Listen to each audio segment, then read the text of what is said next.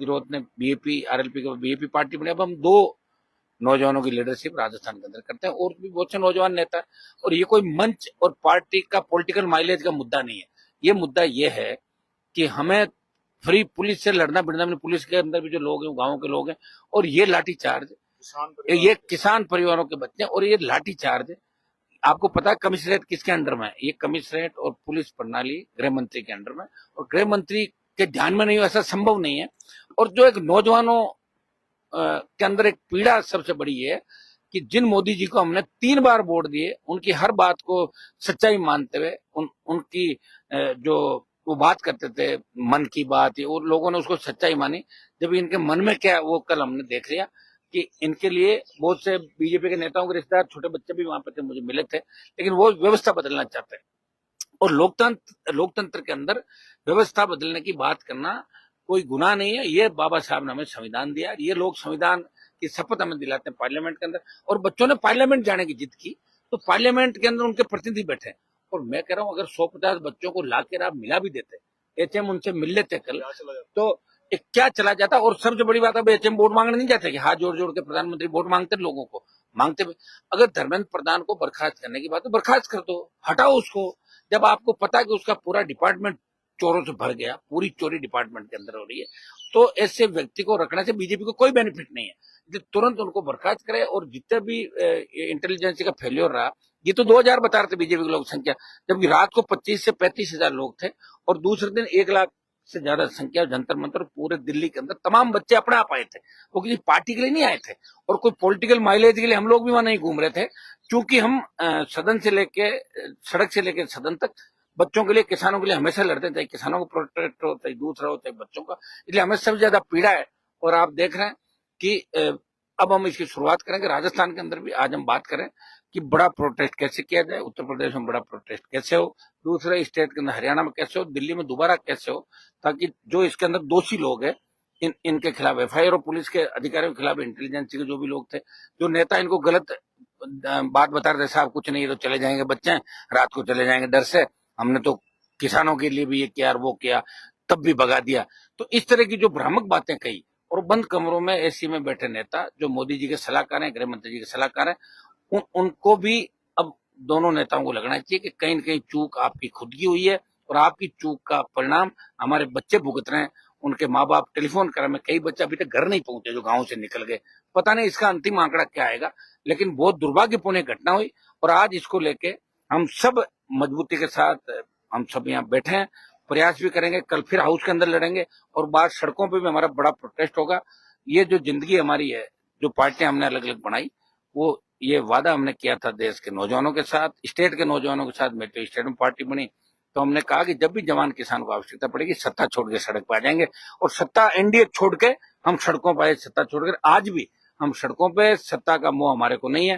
भाई चंद्रशेखर जी और हम तो राजस्थान में पिछली बार साथ लड़े ही थे, राजकुमार जी भी हमारे साथ हैं, आगे भी हमसे सुरेंद्र जी बहुत मजबूत योद्धा है, बिहार के अंदर लड़ने वाले लड़ाके हैं। देखो लड़ाकों को तकलीफ भी आती है, तभी वो लड़ाके कहलाते हैं। अगर तकलीफ नहीं हो फिर तो सत्ता है, वहां चले जाओ आप एयर कंडीशन के अंदर बैठ जाओ जाके, कागजी नेता बैठ रहते हैं। तो मैं देश के नौजवानों को इतना ही कहना चाहता हूँ, हम आपके साथ हैं। कई बच्चे ये भी कह रहे हैं हमारी लाठी चल गई साहब, आप दिखे नहीं। अरे आप अलग अलग ग्रुपों में बंट गए थे, नेतृत्व एक जगह नहीं था। हम विश्वास दिलाते हैं आपको कि आपकी भावना के अनुरूप इस व्यवस्था को ठीक करेंगे। हम धैर्य और शांति से आप लोग आगे बढ़े। नेतृत्व जब तक किसी आंदोलन का मजबूत नहीं होगा तब तक उस तरह से अपने को भटकना भी नहीं है। मैं नौजवानों से अपील करूंगा कि आप लोग अपना आंदोलन जारी रखें शांतिपूर्ण तरीके से, जंतर मंतर पे, अन्य जगहों पे। और हम जल्दी ही बाहर अलग अलग स्टेट के अंदर हम आजकल के अंदर इस बात का भी ऐलान करेंगे कब कब प्रोटेस्ट होगा। और मैं छोटे भाइयों को धन्यवाद दूंगा कि आपने आजादी की लड़ाई जिस तरह भगत सिंह जी ने लड़ी, वैसी जंग आपने कल जंतर मंतर भी लड़ी और यहाँ लड़ी थी। हम आपके साथ हैं और आगे भी हम आपको साथ खड़े मिलेंगे। बहुत बहुत धन्यवाद बच्चों का, धैर्य बनाए रखें, जीत आपकी होगी। राजकुमार जोहार साथियों, जय भीम, जय संविधान। साथियों, चंद्रशेखर भाई कल से पार्लियामेंट के अंदर ही हमारे देश के संविधान निर्माता बाबा साहब अम्बेडकर की प्रतिमा के आगे ही आप युवाओं के लिए आपके दर्द को देखते हुए कल जो हुआ है घटनाक्रम, उससे हम ही नहीं पूरा देश जो मानवता में और जो युवाओं की भावना रखता है वो सब पीड़ित हैं। आप लोगों के लिए कल से चंद्रशेखर भाई धरने पे बैठे हुए हैं और इनके समर्थन में ही आज हम लोग बैठे हैं इनके साथ में। साथियों, आपने जो लड़ाई लड़ी है, ये मैं जहां तक मानता हूं कि आजादी के बाद पहली बार युवा साथी स्वतंत्र होके बिन राजनीतिक लड़ाई है ये। और वो लड़ाई, आपकी जो पीड़ा है, आपके साथ जो अन्याय हो रहा है, पेपर लीक की घटना है, मैं सरकार से कहना चाह रहा हूं, सरकार इतनी हठधर्मिता क्यों रख रही है? पेपर लीक प्रकरण हुआ है, 22 लड़कों ने आत्महत्या की है, लेकिन यहाँ के केंद्रीय शिक्षा मंत्री इस्तीफा देने को तैयार नहीं है। इतनी हठधर्मिता क्यों है? आप लाठियां बरसा रहे हो युवाओं पे, आप युवाओं को, हमारी बहन बेटियों को सड़कों पे घसीट रहे हो, लेकिन आप इस्तीफा देने के लिए तैयार नहीं। इस्तीफा तो ठीक है, सरकार की तरफ से एक डेलीगेशन भी उन युवाओं से चर्चा करने को, जाने को तैयार नहीं है। इससे बड़ा दुर्भाग्य और कोई नहीं हो सकता है। ये वर्तमान सरकार का हठधर्मिता, उनकी तानाशाही का परिचय है। हम लोग, हमारे साथ जी, साथ ही हमारे सीनियर साथी यादव जी, हम सब लोग, और हम ही नहीं, आपसे इस पार्लियामेंट में किसी भी पार्टी जो वर्तमान में एनडीए के साथ है, इनके अलावा जो युवाओं की हित की बात करता है, वो सब आपके साथ में खड़े रहेंगे। मेरे को लेके कई साथी कह रहे थे राजकुमार जी अभी तक गए नहीं है। मैं एक्चुअली यूएन गया हुआ था, वही इंडिजिनस पीपल और ह्यूमन राइट्स को लेके आज ही सुबह पहुंचा हूं।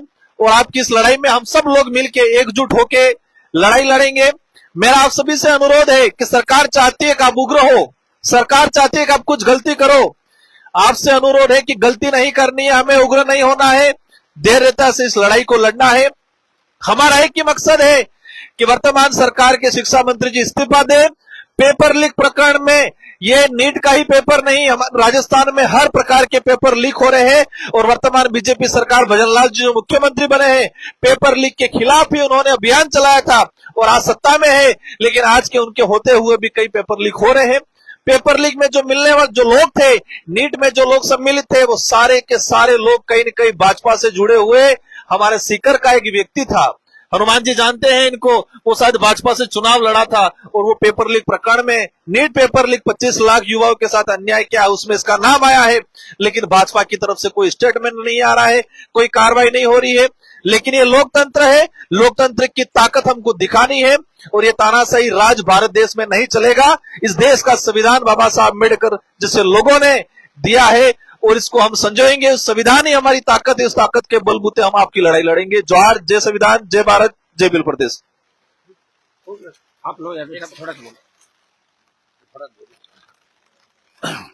जिस तरह से किसान के जो बच्चा और बच्ची है आत्महत्या कर रहा है, बड़ा उम्मीद और विश्वास के साथ किसान अपने बच्चा और बच्ची को कर्जा लेकर मेहनत मजदूरी कर कर तैयार करा रहे हैं। और जो ये बार बार पेपर लीक हो जा रहा है, तो दोषी लोग को क्यों नहीं आप हटाते हैं? इसका मतलब कि आपका भी संलिप्तता इसमें है। और सरकार चाहती तो पेपर लीक नहीं होता, हक और अधिकार उस बच्चों को मिल जाता।